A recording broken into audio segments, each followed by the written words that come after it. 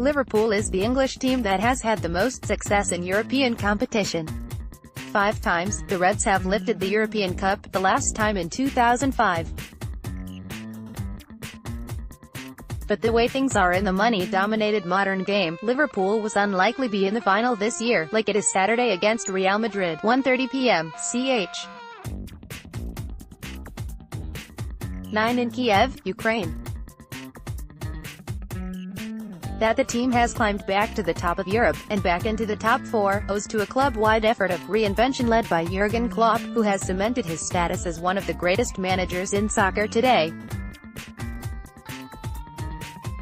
Klopp is the rare manager who is revered everywhere he has been. At Mainz, he went from player to manager in the span of a few months and led the club to promotion. He turned Borussia Dortmund into that rarest of things, a counterweight to the almighty power of Bayern Munich in Germany. And now, he is competing with the otherworldly financial might of Manchester United, Manchester City and Chelsea in England, and has overtaken them all in Europe. His favored system is simple to describe, yet difficult to execute. Klopp's teams focus on pressing the opponent all over the field, especially in the attacking half, in hopes of forcing turnovers in positions where Liverpool's players will have a chance to score. It's a system that has hassled some of the best teams in Europe, especially those fed on a steady diet of also-ran competition in domestic leagues that aren't used to going toe-to-toe with an opponent in their own end of the field. Occasionally, Liverpool struggles against lesser competition, because it can be hard to press an opponent that has no interest in holding on to the ball for any length of time. But against the best teams used to controlling the game, it's devastating. This season's domestic results are a good example of the uneven nature of Klopp's system. Liverpool dominated Manchester City, even as City ran roughshod over the rest of England. Not only did Liverpool hand City its first league loss of the season, but it knocked the citizens out of the Champions League, denying Pep Guardiola's money-soaked side its ultimate goal. At the same time, the Reds won just twice in 6 matches against the 3 relegated Premier League teams. Liverpool owner John Henry, who also owns the Boston Red Sox, has plenty of money, but his team can't compete financially with Europe's richest teams. Even so, Klopp has built England's highest-flying offensive side, apart from City, led by Premier League leading scorer Mo Salah. The Reds' challenge Saturday in the Champions League is to dethrone Real Madrid, the 2-time reigning champs. Madrid is filled with superstars.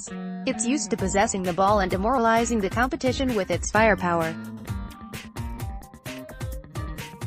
In short, it's exactly the kind of challenge Klopp and Liverpool love. It's a chance for the Reds to get back where they want to be, the top of Europe. Short takes the most tantalizing tactical part of the Champions League final should be the matchup between Liverpool right-winger Mo Salah and Real Madrid left-back Marcelo.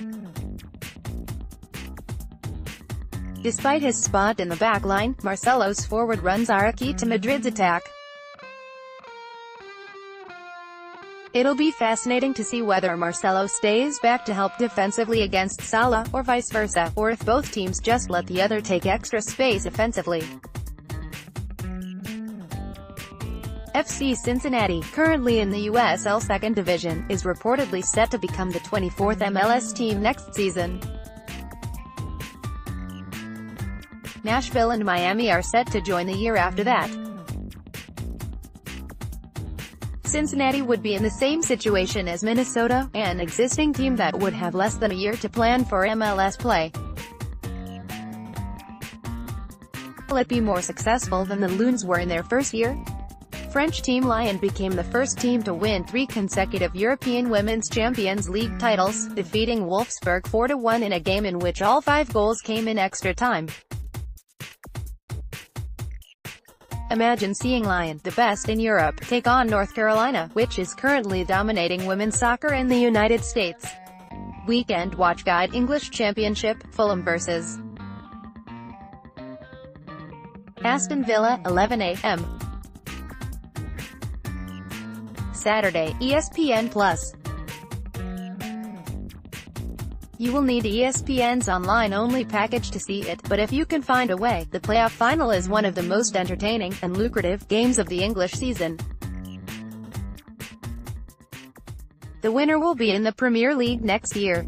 Both Fulham and Villa feel like they belong there. NWSL, Orlando at Chicago, 2:30 p.m. Saturday, Lifetime. North Carolina is currently running away with the league lead, but Orlando and Chicago are among a group of 5 teams within 3 points of each other behind the leaders. Games like this will determine which teams make the 4-team playoffs at the end of the year. MLS, Philadelphia at New York, 6 p.m. Saturday, ESPN+. The Red Bulls are on fire, with 4 consecutive victories, and striker Bradley Wright Phillips is again atop the goal-scoring rankings in MLS. Philadelphia has struggled on the road, especially at New York. The Union needs a run like the Red Bulls to climb in the East standings.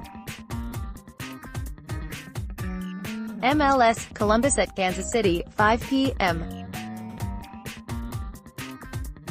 Sunday, FS1. Atlanta and the New York teams have received all of the press out east this year, but Columbus is keeping pace. Out west, meanwhile, Kansas City appears to be the best the conference can offer. A visit to Kansas City is an opportunity to prove Columbus has what it takes to hang with the top teams.